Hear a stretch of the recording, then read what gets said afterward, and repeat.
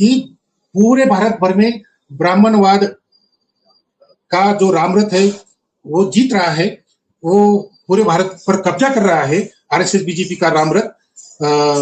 तो आपके जो पड़ोसी राज्य है, स्टेट है, वहां पे भी, वहां तक ये आरएसएस बीजेपी का राम का जो ये अग्नि है वो आ गया है। मतलब तुम्हारे पड़ोस के घर में आग लगी है राम के नाम से, आरएसएस बीजेपी के नाम से, तो हो सकता है पड़ोस का घर अगर जल रहा है तो आपका भी घर जरूर जलेगा। जैसे आरएसएस बीजेपी ने राम के नाम से रथ निकाला और पूरे देश पर कब्जा करने की कोशिश की, उसमें वो सफल भी हो रहे हैं। तो वैसे ही आप पेरियार साहब का मार्ग चुनकर, तात्या साहब महात्मा फुले बाबा साहब का मार्ग चुनकर आप भी शंभुक की यात्रा निकालो, रावण की यात्रा निकालो, सीता की यात्रा निकालो, एकलव्य की यात्रा निकालो और बलिराजा की यात्रा निकालो। आरएसएस बीजेपी जो जीत रही है वो कुप्रबोधन से, मतलब गलत प्रबोधन से, लेकिन प्रबोधन से, लोगों की विचारधारा, उनके ऊपर अपनी खुद की ब्राह्मणवादी विचारधारा लोगों के दिमाग में वो थोप रहे हैं। तो सवाल विचारधारा का ही है। अगर मैक्सिमम लोग आपके विचारधारा के हो जाते हैं, 50% से ज्यादा लोग अगर आपकी विचारधारा के हो जाते हैं तो आपकी पार्टी जीत जाएगी, आप सत्ता में आ जाएंगे और हम ब्राह्मणवादी विचारधारा को हम रोक सकते हैं। क्योंकि ब्राह्मणवादी विचारधारा जो है वो क्यों फैल रही है, क्योंकि पूरे भारत भर में जो अभ्यासक्रम है, पाठ्य पुस्तक जो है, करिकुलम जो है, वो पूरे ब्राह्मणवाद के ऊपर खड़ा है। पूरा करिकुलम, तुम स्कूल का करिकुलम देखो या कॉलेज का पाठ्यक्रम किताबें देखो, ये सब ब्राह्मणवाद के ऊपर खड़े हैं। ये जो कल्चरल लड़ाई है, प्रतीकों की जो लड़ाई है, कल्चरल स्ट्रगल जो है, ये लालू और मुलायम की बात ही नहीं थी, लेकिन ये स्टैलिन के लिए थी, ये कांचीराम साहब के लिए थी।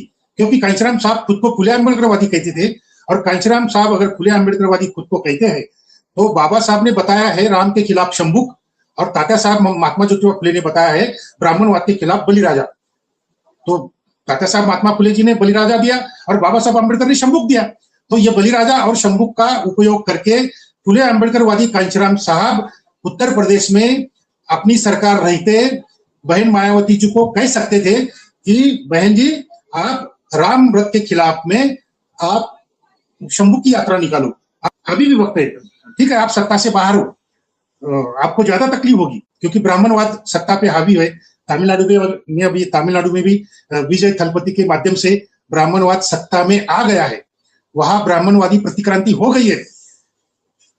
देखो, शुरू शुरू में विजय थलपति आपको अच्छा लगेगा, वो कुछ ऐसे निर्णय लेंगे थलपति की जिससे की वजह से तमिलनाडु की जनता को लगेगा कि अरे भाई ये तो हमारा आदमी है, पेरियार साहब का आदमी है, ऐसा लगेगा। लेकिन देखो, ब्राह्मणवादी षड्यंत्र धीरे धीरे आएगा और पूरा कब्जा तमिलनाडु पे कर लेगा, और फिर बाद में विजय थलपति भी खत्म हो जाएगा। जैसे उन्होंने मायावती को खत्म कर दिया, बहुजन समाज पार्टी को खत्म कर दिया, इधर पासवान साहब की जो पार्टी थी वो भी अभी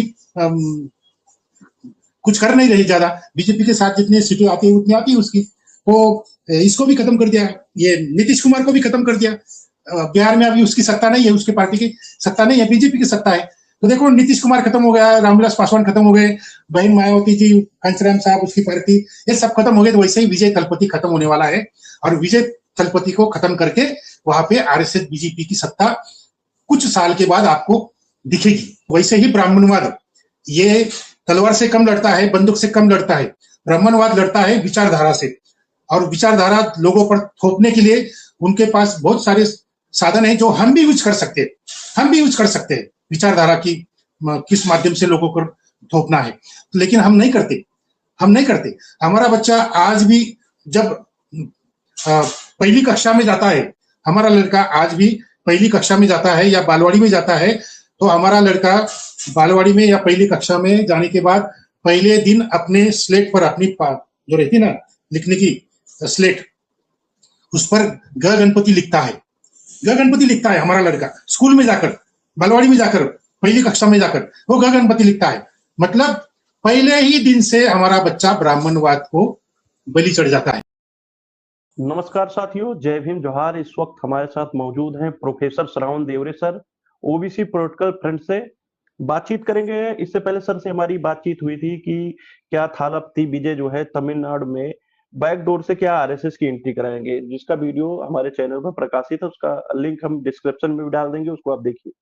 और इसी विषय पे हम चर्चा करेंगे क्योंकि बातें कुछ अधूरी रह गई थी, जिसको लेकर बहुत सारे लोगों की प्रतिक्रियाएं थी कि क्या जिस तरह आरएसएस और बीजेपी और कांग्रेस मिलकर जो क्षेत्रीय पार्टी है, खास करके जो अंबेडकरवादी, पेरियारवादी, इन तमाम पार्टियों को जिस तरह वो क्षेत्रीय पार्टी को निपटाने में लगी हुई है, इसी विषय में बात करेंगे। तो ओबीसी प्रोटोकॉल फ्रंट से हमारे साथ देवरे सर है। तो सर क्या कहेंगे, जिस तरह बहुत सारी बातें उसमें छूट गई थी, तो सबको मेरा नमन, नमो बुद्धाय, जय ज्योति, जय भीम, जय पेरियार।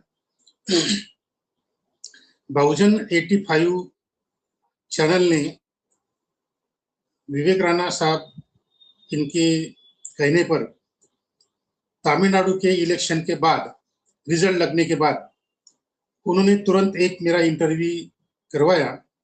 और उस इंटरव्यू में जब मैंने जो बहुत सारे मुद्दे रखे थे, उन मुद्दों को बहुत सारे लोगों ने पसंद किया और उसके ऊपर चर्चा भी किया। आप YouTube पर जाकर अगर देखते हैं तो बहुत सारे कार्यकर्ताओं ने और अभ्यासकों ने मेरे मुद्दों पर चर्चा की है, समर्थन किया है। मैं सबका दोस्तों का सबका धन्यवाद करूंगा जिन्होंने मेरा इंटरव्यू देखकर मेरे रखे हुए मुद्दे पे चर्चा की। उन सबका मैं धन्यवाद करता हूं, आभारी हूं उनका। और इन्हीं दोस्तों के वजह से ये दूसरा पार्ट अभी तमिलनाडु इलेक्शन पर हो रहा है। क्योंकि एक ही इंटरव्यू में सभी मुद्दे नहीं आ सकते, इसलिए राणा सर ने कहा कि हम दूसरा इंटरव्यू भी करेंगे जिसमें कुछ जो मुद्दे छूट गए वो उनके ऊपर भी चर्चा करेंगे। तो पहले इंटरव्यू में हमने बताया था कि मंडल युग और पेरियार युग, ये दो युग जो भारत के इतिहास में आए, तो ये पेरियार युग और मंडल युग ने दलित ओबीसी को एकत्रित किया और ब्राह्मणवाद को खत्म किया। मंडल युग ने भी वही किया और मंडल युग की वजह से, मतलब दलित ओबीसी एकत्र आने की वजह से लालू जी, मुलायम जी, बहन मायावती जी और 1967 से तमिलनाडु में अन्ना दुरई से लेकर, करुणानिधि से लेकर, जयललिता से लेकर स्टालिन साहब तक पेरियार युग चल रहा है और वहां ब्राह्मणवाद खत्म हो रहा है, मतलब खत्म हो गया है। तो ये मैंने सब पहले इंटरव्यू में बताया। अभी कुछ दोस्तों ने जो सवाल उठाए उसके ऊपर भी हम चर्चा करेंगे। तो दूसरे ये इंटरव्यू के दूसरे पार्ट में मैं आपको ये बताना चाहता हूं कि तमिलनाडु में 2026 के इलेक्शन में स्टालिन साहब खुद पराभूत हो गए और उनकी पार्टी भी पराभूत हो गई और एआईएडीएमके तो बहुत बुरी तरह से हार गई। और विजय थलपति जो सिनेमा के एक्टर है, उनकी पार्टी नई स्थापित हुई और पहले इलेक्शन उन्होंने लड़ा और तुरंत पार्टी, तुरंत इलेक्शन और तुरंत मुख्यमंत्री, तुरंत सत्ता मिल गई। तो ये तमिलनाडु में जो हुआ ये नहीं हो सकता अगर मेरे कुछ रखे हुए मुद्दे अगर वहां पे अमल में लाए जाते। तो जैसे ही रजनीकांत का प्रॉब्लम सामने आया, मैंने बताया कि रजनीकांत उन्होंने पार्टी स्थापित की और फेल हो गए थे। इलेक्शन से पहले ही उन्होंने अपनी पार्टी बर्खास्त कर दी थी। उसका मेन कारण यह है कि पहली बात तो यह है कि मैंने ये भी बताया है कि तमिलनाडु की जनता सिनेमा की दीवानी है। ये नैरेटिव आरएसएस बीजेपी ने पूरे देश भर में फैलाया और उसके आधार पर फिर उन्होंने आरएसएस बीजेपी ने रजनीकांत को आगे किया, क्योंकि आरएसएस बीजेपी को मालूम है कि हमारी पार्टी ब्राह्मणवादी है और पेरियारवाद के सामने वो खड़ी नहीं हो सकती। इसलिए तमिलनाडु में डीएमके, एआईडीएमके इनको पराजित करना मुश्किल है। इसलिए उन्होंने ये षड्यंत्र किया कि भाई ठीक है हम नहीं पराजित कर सकते, लेकिन हम दूसरे तरीके से डीएमके एआईडीएमके को पराजित कर सकते हैं। तो उन्होंने ये फंडा अपनाया कि पहले नैरेटिव फैलाया कि तमिलनाडु की जनता सिनेमा की दीवानी है, और उसके आधार पर उन्होंने पहले रजनीकांत को सामने लाया। रजनीकांत की पार्टी स्थापित हुई। रजनीकांत ने बहुत सारे पैसे भी लोगों में बांटे, जो पैसे आरएसएस बीजेपी ने ही दिए थे, क्योंकि आरएसएस बीजेपी अगर पश्चिम बंगाल के हुमायूं अकबर को ममता बनर्जी के खिलाफ चुनाव लड़ने के लिए, मुस्लिम वोट कट करने के लिए, मुस्लिम वोटिंग डाइवर्ट करने के लिए हुमायूं अकबर को बाबरी मस्जिद खड़ी करने के लिए कहा, उसके लिए भी पैसा दिया, और ममता बनर्जी के खिलाफ इलेक्शन खेलने के लिए भी पैसा दिया, ताकि मुस्लिम वोट बैंक कट जाए और तमिलनाडु में ममता बनर्जी पराजित हो जाए और आरएसएस बीजेपी जीत जाए। तो वैसा हुआ। तो यही षड्यंत्र जो तमिलनाडु में किया, जो उत्तर प्रदेश में किया, जो बिहार में किया, यही षड्यंत्र तमिलनाडु में उन्होंने पहले रजनीकांत के सहारे करने की कोशिश की, लेकिन वो पहला अनुभव था, इसलिए आरएसएस बीजेपी ने रजनीकांत को कहा कि देखो हम सब आपको मदद करेंगे, पैसा भी देंगे, करोड़ों रुपए देंगे आपको, और आप तमिलनाडु की जनता सिनेमा के दीवानी है, आपके भी दीवानी है, तो आपके नाम से पार्टी स्थापित हो जाएगी, तो आप जीत जाएंगे, आप चीफ मिनिस्टर बन जाएंगे, हम आपको सपोर्ट करते हैं।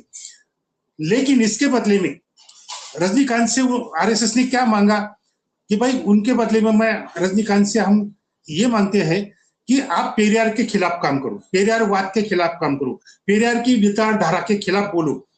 तो वैसे ही रजनीकांत ने एक इंटरव्यू में पत्रकारों के सामने बोल दिया कि पेरियारवाद नहीं चलेगा, और पेरियार साहब ने जो देवताओं के खिलाफ, हिंदू धर्म के खिलाफ जो बातें की है वो गलत है, हमारी पार्टी ये विचार नहीं मानती। इस तरह का स्टेटमेंट रजनीकांत ने देने के बाद पूरे तमिलनाडु में हल्लोकल्लोल हो गया, पूरे तमिलनाडु में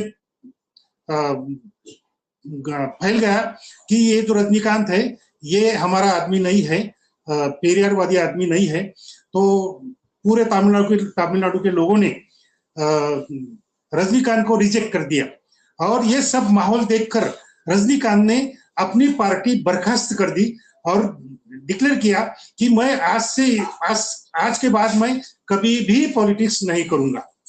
तो रजनीकांत का षड्यंत्र फेल हो गया, मतलब आरएसएस का जो षड्यंत्र था रजनीकांत के माध्यम से वो फेल हो गया, क्योंकि रजनीकांत ने पेरियार के खिलाफ बात की और तमिलनाडु की जनता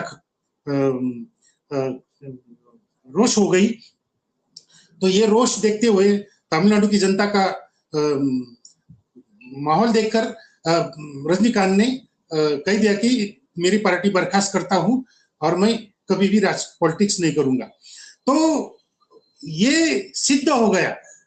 देखो कमल हसन का भी वही हाल हुआ, कमल हसन को भी कहा पार्टी स्थापित करो, लेकिन आज तक कमल हसन ने एक भी चुनाव नहीं लड़ा, वो लड़ नहीं सकता, अभी तो बिल्कुल नहीं। तो कमल हसन का षड्यंत्र खत्म हो गया, रजनीकांत का षड्यंत्र खत्म हो गया, और सिद्ध कर दिया कि तमिलनाडु की जनता सिनेमा की दीवानी नहीं है, तमिलनाडु की जनता पेरियार की दीवानी है। ये बार बार सिद्ध होते गया, और फिर बाद में उन्होंने देखा कि भाई रजनीकांत फेल हो गया, कमल हसन फेल हो गया। तो इसका एक कारण ये भी था कि रजनीकांत की कोई वोट बैंक नहीं थी, अपनी जाति की वोट बैंक नहीं थी, कमल हसन की भी कोई अपनी वोट बैंक नहीं थी, क्योंकि वो अपर कास्ट था, उनकी भी कोई वोट बैंक नहीं थी। तो उन्होंने देखा आरएसएस बीजेपी ने कि अब के बार ऐसा आदमी हम चुनेंगे पेरियारवाद के खिलाफ खड़ा करने के लिए, जो सिनेमा का एक्टर भी हो, लोकप्रिय भी हो, और उसकी खुद की अपनी जाति की वोट बैंक भी हो। तो उनको मिला विजय थलपति। तो विजय थलपति को आगे किया, क्योंकि वो दलित है। शुरू में आरएसएस बीजेपी ने विजय थलपति के हाथ में बाबा साहब की तस्वीर थमा दी, और इससे लोगों में संदेश गया कि भाई विजय थलपति दलित है, तो दलित वोट बैंक तो हम कट कर ही सकता है, दलित वोट बैंक को विजय थलपति डाइवर्ट कर सकता है। लेकिन सिर्फ जाति की वोट बैंक नहीं, दलित जाति की वोट बैंक तो विजय थलपति के पीछे खड़ी रही, उसके साथ साथ क्रिश्चियन वोट बैंक, क्योंकि विजय थलपति क्रिश्चियन भी है, दलित भी है। तो आरएसएस ने एक मांगा था तो दो मिल गए, जाति के वोट बैंक भी मिल गई, दलित वोट बैंक, और धर्म की vote bank, Christian vote bank भी मिल गई। तो ये दोनों वोट बैंक का जो परिणाम हुआ, उससे ये दोनों वोट बैंक पेरियारवाद से डाइवर्ट हो गई और विजय थलपति चुनाव जीत गए और आज वो चीफ मिनिस्टर है। तो सवाल ये खड़ा होता है कि क्या इसकी भनक स्टालिन को नहीं लगी? क्या स्टालिन को ये मालूम नहीं हुआ कि ये जो हो रहा है हमारे खिलाफ, पेरियारवाद के खिलाफ, इसको रोकना चाहिए, कैसे रोकना चाहिए? उन्होंने रोकने की कोशिश की। स्टालिन जब चीफ मिनिस्टर थे और विजय थलपति की पार्टी स्थापन करके वो प्रोग्राम ले रहा था पूरे तमिलनाडु में, बड़ी बड़ी सभाएं कर रहा था, तो स्टालिन ने उनको रोकने की कोशिश की। कैसे रोकने की कोशिश की? उनकी सभा में हल्ला मचाकर, ताकि उनकी सभाएं फेल हो जाए, वगैरह वगैरह। ये सब फंडे स्टालिन ने अपनाए, लेकिन वो सक्सेस नहीं हुए।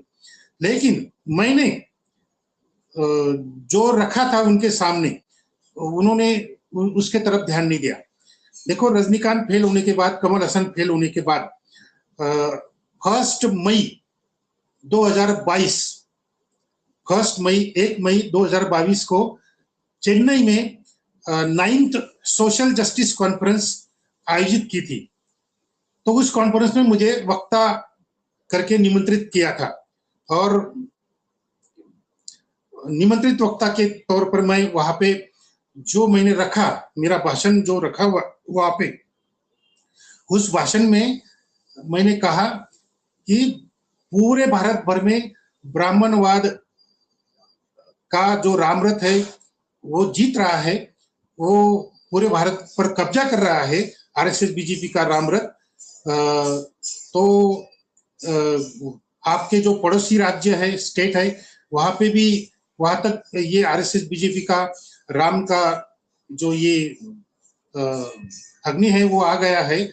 मतलब तुम्हारे पड़ोस के घर में आग लगी है राम के नाम से, आरएसएस बीजेपी के नाम से।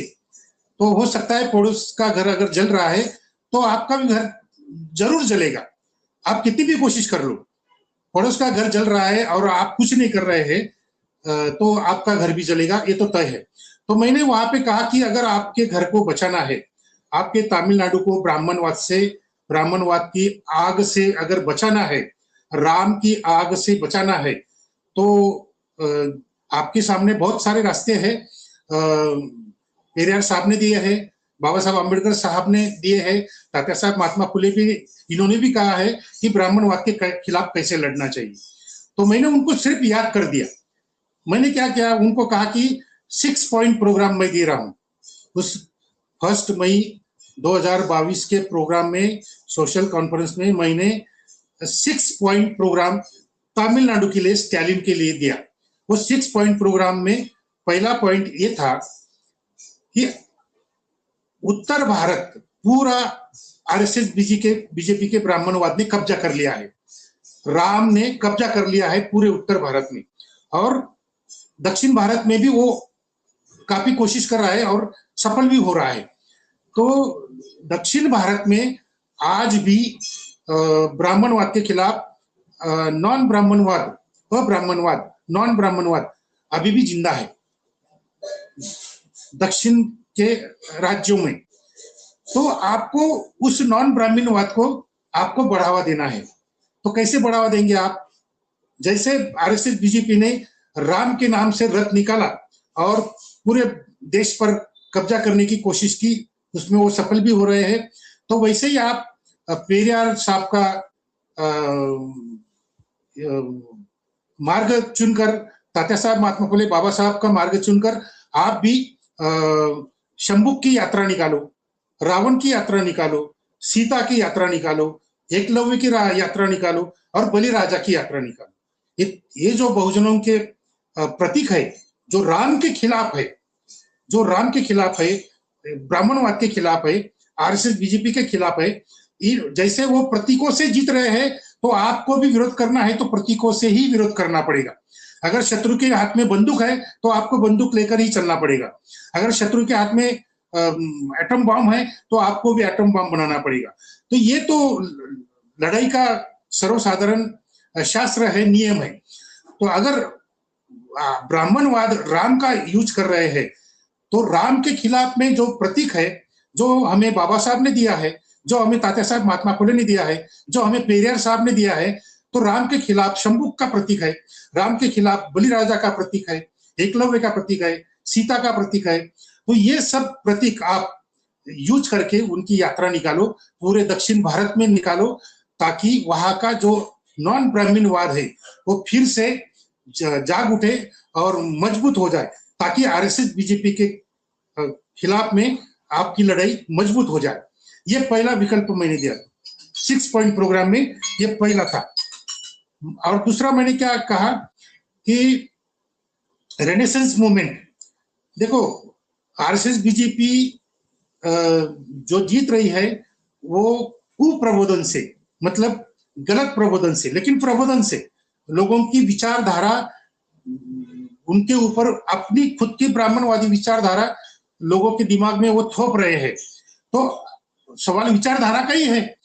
अगर मैक्सिमम लोग आपके विचारधारा के हो जाते हैं, 50% से ज्यादा लोग अगर आपकी विचारधारा के हो जाते हैं तो आपकी पार्टी जीत जाएगी, आप सत्ता में आ जाएंगे। वैसे ही वो बीजेपी ने जनता के ऊपर ब्राह्मणवाद की विचारधारा, राम के नाम से ब्राह्मणवादी विचारधारा लोगों पर थोप दी और लोग उस विचारधारा के हो गए और आज बीजेपी सब तरफ जीत रही है। तो वैसे ही आपको पेरियारवाद की विचारधारा, बाबा साहब की विचारधारा और तात्या साहब महात्मा फुले की विचारधारा लेकर अगर आप शंभुक के नाम से, रावण के नाम से, बलिराजा के नाम से, सीता के नाम से, एकलव्य के नाम से अगर आप यात्रा निकालेंगे तो अपनी जो नॉन ब्राह्मण विचारधारा है ये लोगों के दिमाग में जाएगी, लोग आपके विचारधारा के हो जाएंगे और ब्राह्मणवाद को हम रोक सकते हैं। तो विचारधारा का प्रबोधन, जो रेनेसेंस मूवमेंट जो करनी है, उसके लिए मैंने उनको कहा दूसरे पॉइंट में, 6 पॉइंट प्रोग्राम के इसमें दूसरा पॉइंट जो था मेरा कि मैं खुद 26 साल से फुले अम्बेडकर के नाम से यूनिवर्सिटी चला रहा हूं और फुले अम्बेडकर यूनिवर्सिटी के माध्यम से मैं तात्या साहब महात्मा फुले की किताबें और बाबा साहब अम्बेडकर की किताबें सिलेबस बनाकर मैं घर घर में, हर स्कूल में, हर कॉलेज में मैं भेजता हूँ, उसके ऊपर एग्जाम कंडक्ट करता हूँ और लड़कों को मैं बख्शिश भी देता हूँ और उनको सर्टिफिकेट भी देता हूँ यूनिवर्सिटी के माध्यम से। तो ये मैं 26 साल से चला रहा हूँ मेरे लेवल पर पूरे महाराष्ट्र राज्य में, और कई यूपी में भी, यूपी नहीं एमपी में भी केंद्र कुछ चल रहे थे, कर्नाटक में भी चल रहे थे, आंध्र प्रदेश में भी कुछ सेंटर चल रहे थे मेरे फुले अम्बेडकर यूनिवर्सिटी के एग्जाम सेंटर के। तो अगर तमिलनाडु गवर्नमेंट, स्टालिन गवर्नमेंट अगर पेरियार फुले अम्बेडकर यूनिवर्सिटी स्थापित करके पूरे देश भर में हर राज्य की भाषा में फुले साहब अम्बेडकर और पेरियार साहब की किताबें ट्रांसलेशन करके अगर हर स्टेट में अगर उनकी भाषा में अगर एग्जामिनेशन कंडक्ट कर सकती है, किताबें देकर, हर स्कूल में, हर कॉलेज में किताबें देकर उसके ऊपर एग्जाम कंडक्ट करके लाखों रुपए के इनाम रखकर, पुरस्कार देकर लड़कों को आकर्षित करके एग्जाम के माध्यम से लड़कों तक पेरियार की किताबें, बाबा साहब अम्बेडकर की किताबें, तात्या साहब महात्मा फुले की किताबें अगर गई, अगर उन्होंने वो पढ़ा, तो हमारी रेनेसेंस मूवमेंट जो है, प्रबोधन का जो बड़ा काम है, महाप्रबोधन, रेनेसेंस मूवमेंट, ये काम हो सकता है और हम ब्राह्मणवादी विचारधारा को हम रोक सकते हैं। क्योंकि ब्राह्मणवादी विचारधारा जो है वो क्यों फैल रही है, क्योंकि पूरे भारत भर में जो अभ्यासक्रम है, पाठ्य पुस्तक जो है, करिकुलम जो है, वो पूरे ब्राह्मणवाद के ऊपर खड़ा है। पूरा करिकुलम, तुम स्कूल का करिकुलम देखो या कॉलेज का पाठ्यक्रम किताबें देखो, ये सब ब्राह्मणवाद के ऊपर खड़े हैं। तो स्कूल कॉलेज के माध्यम से अगर ब्राह्मणवाद फैल रहा है, करिकुलम के माध्यम से, पाठ्य पुस्तकों के माध्यम से, तो आप भी अपना करिकुलम बनाओ, अपना पाठ्यक्रम बनाओ, अपनी पाठ्य पुस्तकें बनाओ, किताबें बनाओ और एग्जाम कंडक्ट करो पूरे देश भर में। तो आपके भी विचारधारा लोगों तक जाएंगी और अपना प्रबोधन जो है रेनेसेंस मूवमेंट एक पूरा हो जाएगा। तो ये दूसरा पॉइंट था। मैंने ऐसे बहुत सारे पॉइंट वहां पे 6 पॉइंट तक मैंने वो रखे थे ताकि ब्राह्मणवादी विचारधारा के खिलाफ पूरे भारत भर में काम हो और इसकी वजह से तमिलनाडु में आरएसएस बीजेपी की आग नहीं आ सकती। देखो आरएसएस बीजेपी का जो राम रथ था, आडवाणी का जो राम रथ था, वो पूरे देश में हर राज्य में गया, हर स्टेट में गया, लेकिन ये राम रथ तमिलनाडु के तरफ मुंह कर भी नहीं सकता था। तमिलनाडु के तरफ जाने की हिम्मत ही नहीं कर सकता था और नहीं गया वो राम रथ तमिलनाडु की तरफ, क्योंकि उसकी हिम्मत ही नहीं पेरियार के खिलाफ में वहां पे राम रथ ले जाने की, उनकी हिम्मत ही नहीं। तो देखो राम रथ को रोकने का काम जैसे पेरियारवाद ने किया, पूरे देश में राम रथ घुमा, कोई विरोध नहीं हुआ, पूरे देश में कोई नहीं विरोध हुआ, सिर्फ लालू प्रसाद यादव यही एक शेर था पूरे देश में, एक शेर था लालू प्रसाद नाम का कि जिन्होंने वो लाल कृष्ण आडवाणी का राम रथ रोका, उसको तोड़ मरोड़ दिया उस राम रथ को, और लाल कृष्ण आडवाणी को उठाकर जेल में डाल दिया। ये एक ही इंसान था, जो एक ही शेर था पूरे देश में जिसने ये काम करके दिखाया। लेकिन ये पॉलिटिकल स्तर में हुआ। जी, एक महत्वपूर्ण क्वेश्चन है, क्या जो ये तमिलनाडु में जो घटना घटी, जिस तरह वहां पर स्टालिन को, जिस तरह की जो आपने जो बातें बताई उनको 6 पॉइंट जो आप जिक्र कर रहे हैं, जिसमें आपने कहा कि राम रथ यात्रा के विरोध में शंभू की यात्रा, तमाम राजा बलि की जो वध यात्रा, ऐसे तमाम एकलव्य का अंगूठा जो काटा गया, ये तमाम मुद्दे, क्या सर ये उत्तर प्रदेश में आगामी चुनाव, क्या अखिलेश यादव अगर वो सॉफ्ट हिंदुत्व की तरफ जाते हैं, क्या उनको करारी हार मिल सकती है अगर ये सब मुद्दे अगर आज उत्तर भारत में नहीं उठाए गए? तो क्या लगता है अखिलेश का भी वही असर होगा जो तमिलनाडु में हुआ? नहीं, देखो ये काम तो लालू मुलायम भी कर सकते थे जब वो सत्ता में थे, लेकिन लालू मुलायम राम रथ के खिलाफ शंभुक रथ क्यों नहीं निकाल सके? मैंने बताया है, मेरे आर्टिकल्स में भी है और मेरे इंटरव्यू में भी है, मैंने बताया कि लालू और मुलायम ये लोहियावादी थे, राम मनोहर लोहिया। तो राम मनोहर लोहिया ये खुद रामकृष्ण के भक्त थे, वो रामकृष्ण को आदर्श मानते थे, राम मनोहर लोहिया। तो राम मनोहर लोहिया अगर रामकृष्ण को भगवान मानते हैं, रामकृष्ण को अगर आदर्श मानते हैं, तो कैसे राम मनोहर लोहिया के जो कार्यकर्ता लोग हैं, नेता लोग हैं, वो कैसे राम के खिलाफ रथ निकाल सकते? नहीं निकाल सकते। क्योंकि उनको मालूम ही नहीं ये सब। ये जो कल्चरल लड़ाई है, प्रतीकों की जो लड़ाई है, कल्चरल स्ट्रगल जो है, ये लालू और मुलायम की बात ही नहीं थी, लेकिन ये स्टालिन के लिए थी, ये कांचीराम साहब के लिए थी, क्योंकि कांचीराम साहब खुद को खुले अम्बेडकरवादी कहते थे, और कांचीराम साहब अगर खुले अम्बेडकरवादी खुद को कहते हैं, तो बाबा साहब ने बताया है राम के खिलाफ शंभुक, और तात्या साहब महात्मा ज्योतिबा फुले ने बताया है ब्राह्मणवाद के खिलाफ बलिराजा। तो तात्या साहब महात्मा फुले जी ने बलिराजा दिया और बाबा साहब अम्बेडकर ने शंभुक दिया। तो ये बलिराजा और शंभुक का उपयोग करके फुले अम्बेडकरवादी कांचीराम साहब उत्तर प्रदेश में अपनी सरकार रहते बहन मायावती जी को कह सकते थे कि बहन जी, आप राम रथ के खिलाफ में आप शंभुक की यात्रा निकालो, आप बलिराजा की यात्रा निकालो, आप रावण की यात्रा निकालो। ये हो सकता था, लेकिन कांचीराम साहब और बहन माता मायावती जी ने ये नहीं किया, क्योंकि उनको आरएसएस बीजेपी का साथ लेकर उनको पॉलिटिकल पावर लेनी थी, और उन्होंने ली। हमेशा आरएसएस बीजेपी के साथ उन्होंने दोस्ती की, और उनका सपोर्ट लेकर, ब्राह्मणों का सपोर्ट लेकर, आरएसएस का सपोर्ट लेकर, बीजेपी का सपोर्ट लेकर कांचीराम साहब और बहन मायावती जी ने सत्ता ली। कुछ दिनों के लिए, कुछ महीनों के लिए, कुछ 2-4 साल के लिए सत्ता ली, और फिर बाद में वो खत्म हो गए। क्यों खत्म हो गए? क्योंकि उन्होंने फुले अम्बेडकरवाद को नहीं अपनाया। सिर्फ फुले अम्बेडकर की तस्वीरें उन्होंने लोगों को दिखाई।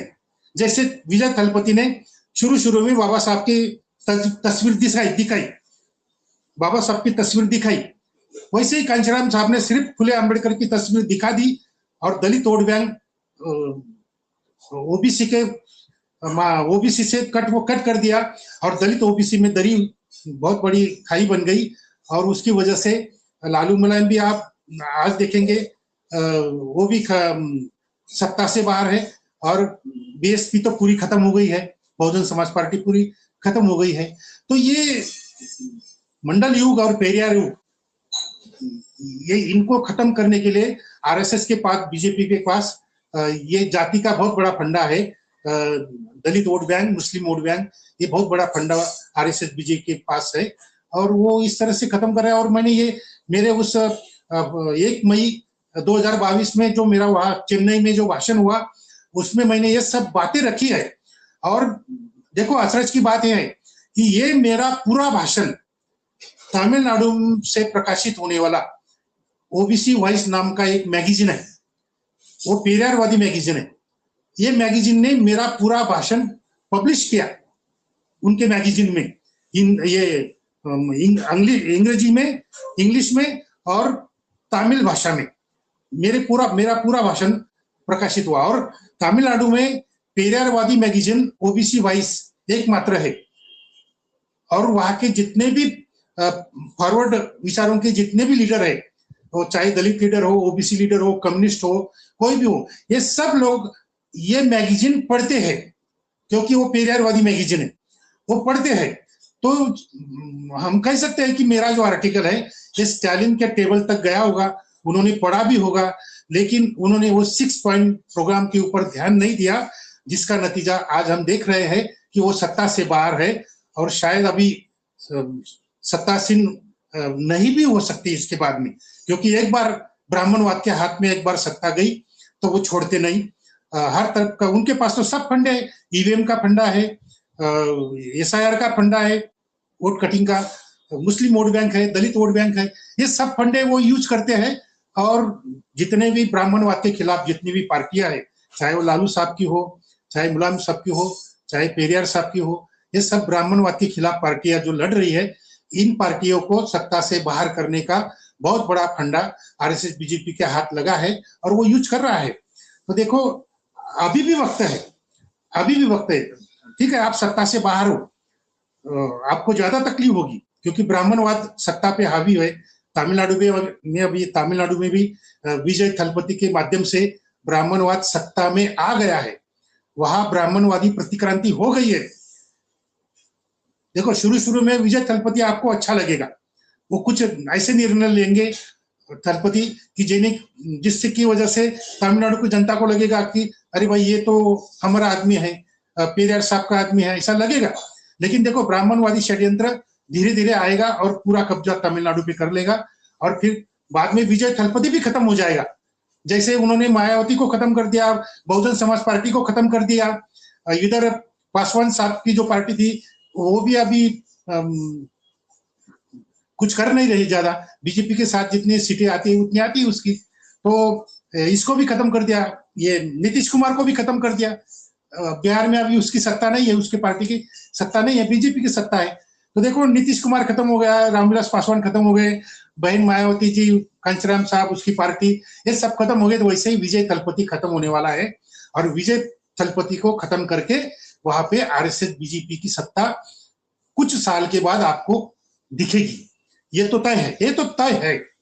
अगर आप कुछ नहीं करोगे तो, आप कल्चरल स्ट्रगल अगर खड़ा नहीं करेंगे, आप राम के खिलाफ में शंभुक को खड़ा नहीं करेंगे, आप एकलव्य, द्रोणाचार्य के खिलाफ एकलव्य, राम के खिलाफ शंभुक, सीता, बलिराजा, इन सबको आप जब तक लोगों में लेकर नहीं जाते तब तक आप खत्म होने वाले हैं। आपकी सत्ता भी खत्म होने वाली, आपकी पार्टी भी खत्म होने वाली, ये तो तय है। ये तो आज आप लिख लो। लेकिन अभी भी हमारे जो नेता है, देखो मेरे आर्टिकल, मेरे भाषण सब तरफ जाते हैं, हिंदी बेल्ट में भी जाते हैं, आपके माध्यम से जाते हैं, दूसरे जो चैनल है उनके माध्यम से भी जाते हैं, हिंदी बेल्ट में भी जाते हैं, तमिलनाडु में भी जाते हैं। और मेरे आर्टिकल जो है फॉरवर्ड प्रेस जो दिल्ली से प्रकाशित होता है, फॉरवर्ड प्रेस जो दिल्ली से पब्लिश होता है, वो मैगजीन फॉरवर्ड प्रेस में भी मेरे विचार हिंदी में प्रकाशित होते हैं, इंग्लिश में प्रकाशित होते हैं, ओबीसी वाइज तमिलनाडु में प्रकाशित होते। देखो सब तरफ तो मेरे विचार ये 6 पॉइंट प्रोग्राम तो जा रहा है, लेकिन अगर हमारे नेतागण उस पर अगर अमल नहीं करेंगे तो उनका खत्म होना तय है और ये होके रहेगा, ये होके रहेगा। देखो कई सारे उदाहरण है, हम हिस्ट्री से हम बोध लेना चाहिए और हमारे आदर्श महापुरुष फुले शाह अम्बेडकर और पेरियार जो बताते हैं उनको अगर हम अपनाते नहीं है तो केवल उनके नाम से, केवल उनकी तस्वीर दिखाकर अगर हम पॉलिटिक्स करेंगे तो हमारा खत्म होना तय है। देखो हिटलर ने भी, देखो पहला जो महायुद्ध हुआ था, फर्स्ट वर्ल्ड वॉर, पहला महायुद्ध, वो 1917 में खत्म हुआ। तो 1917 के बाद 20 साल, मतलब 1937 में हिटलर फिर उठ गया, जागृत हो गया, हिटलर खूब खड़ा हो गया और उसने सेकंड वर्ल्ड वॉर 1937 के बाद पूरे दुनिया पर थोपा और पूरी दुनिया में हलचली मचा दी। तो ये जो 20 साल है 1917 से लेकर 1937, ये 20 साल में हिटलर ने जर्मनी के लोगों की विचारधारा चेंज कर दी। जर्मनी के लोगों पर नाजीवाद की विचारधारा जर्मनी के लोगों पर थोपी है 20 साल में। क्योंकि देखो जब बच्चा पैदा होता है तो वो 20 साल के बाद जवान बन जाता है और जवान बनने के बाद वो पॉलिटिक्स, सोशियोलॉजी वगैरह सब उसको मालूम होता है। तो ये 20 साल में उसने जो एक नई पीढ़ी बनाई हिटलर ने, वो नाजीवादी पीढ़ी थी और इस नाजीवादी पीढ़ी ने सेकंड वर्ल्ड वॉर पूरी दुनिया पर थोपा और पूरी दुनिया को खत्म करने की कोशिश की। तो वैसे ही ब्राह्मणवाद, ये तलवार से कम लड़ता है, बंदूक से कम लड़ता है। ब्राह्मणवाद लड़ता है विचारधारा से, और विचारधारा लोगों पर थोपने के लिए उनके पास बहुत सारे साधन है जो हम भी यूज कर सकते हैं, हम भी यूज कर सकते हैं विचारधारा की किस माध्यम से लोगों को थोपना है। लेकिन हम नहीं करते, हम नहीं करते। हमारा बच्चा आज भी जब पहली कक्षा में जाता है, हमारा लड़का आज भी पहली कक्षा में जाता है या बालवाड़ी में जाता है, तो हमारा लड़का बालवाड़ी में या पहली कक्षा में जाने के बाद पहले दिन अपने स्लेट पर, अपनी जो रहती ना लिखने की स्लेट, उस पर ग गणपति लिखता है, ग गणपति लिखता है हमारा लड़का। स्कूल में जाकर, बालवाड़ी में जाकर, पहली कक्षा में जाकर वो ग गणपति लिखता है। मतलब पहले ही दिन से हमारा बच्चा ब्राह्मणवाद को बलि चढ़ जाता है। तो ये काम हम नहीं कर सकते क्या? हम भी कर सकते हैं। हम ब बुद्ध का देंगे, हम व महात्मा फुले का देंगे, हम पे जो है वो पेरियारवाद के नाम से देंगे। हम ये क्यों नहीं कर सकते? लेकिन हमको कल्चरल स्ट्रगल नाम की कोई चीज हमको मालूम ही नहीं। हमारे महापुरुषों ने बताने के बाद भी, फुले शाह अम्बेडकर और पेरियार साहब ने हमको बार बार बताया कि आपको ये कल्चरल स्ट्रगल करना है, राम के खिलाफ स्ट्रगल करना है, कृष्णा के खिलाफ स्ट्रगल करना है, द्रोणाचार्य के खिलाफ आपको स्ट्रगल करना है। ये तो हम जानने के बाद भी हम अंधे होते हैं, बहरे होते हैं, सुनते नहीं। कोई बताता है वो सुनते नहीं, कोई लिखता है पढ़ते नहीं। तो अभी मेरे आर्टिकल तो फॉरवर्ड प्रेस से लेकर तमिलनाडु के चेन्नई के ओबीसी वाइज तक सब तरफ मेरे आर्टिकल पब्लिश होते हैं, सब लोग पढ़ते हैं, लेकिन पढ़ने के बाद भी अमल नहीं करते। तो ये जो फंडा है ये कल्चरल स्ट्रगल का फंडा है और ब्राह्मणवाद सिर्फ और सिर्फ कल्चरल स्ट्रगल के ऊपर खड़ा है। देखो ब्राह्मणवाद खत्म करने के लिए केवल पॉलिटिक्स करना काफी नहीं है। अगर सिर्फ पॉलिटिक्स करेंगे तो आपकी हालत बहन मायावती जैसी होगी। अगर सिर्फ पॉलिटिक्स करेंगे ब्राह्मणवाद के खिलाफ तो आपकी हालत लालू मुलायम जैसे होगी, और आज पेरियार साहब के खिलाफ जो हो रहा है वो भी होगा। तो ब्राह्मणवाद के खिलाफ आपको केवल पॉलिटिक्स नहीं करना है, आपको कल्चरल स्ट्रगल भी करना है। देखो आप अगर सोशल स्ट्रगल करेंगे तो आपको आरक्षण मिलेगा। आप अगर सोशल स्ट्रगल करेंगे, सामाजिक लड़ाई करेंगे तो आपको आरक्षण मिलेगा। आप अगर पॉलिटिक्स स्ट्रगल करेंगे, पॉलिटिक्स का स्ट्रगल करेंगे तो आपको कुछ दिनों के लिए, कुछ साल के लिए सत्ता मिलेगी। लेकिन अगर आप पॉलिटिकल स्ट्रगल, सोशल स्ट्रगल के साथ साथ अगर आप कल्चरल स्ट्रगल करेंगे तो आप हमेशा के लिए सत्ता में रहेंगे, हमेशा के लिए सत्ता में रहेंगे। आपको कोई सत्ता से बाहर नहीं कर सकता अगर आप कल्चरल स्ट्रगल करेंगे तो ये कल्चरल स्ट्रगल पे ब्राह्मणवाद खड़ा है, तो उसी कल्चरल स्ट्रगल से हमको ब्राह्मणवाद को खत्म करना है। तो ये बात अगर हमारे लीडरों के जहन में आ गई हो, ध्यान में आ गई हो, तो वो सुधारना कर सकते हैं और इस तरह से काम कर सकते हैं। पहला काम ये कि राम के खिलाफ, कृष्णा के खिलाफ आपको शंभुक खड़ा करना है, आपको एकलव्य खड़ा करना है, आपको बलिराजा, आपको रावण, सीता, ये सब आपको खड़ा करना है राम के खिलाफ में, कृष्णा के खिलाफ में।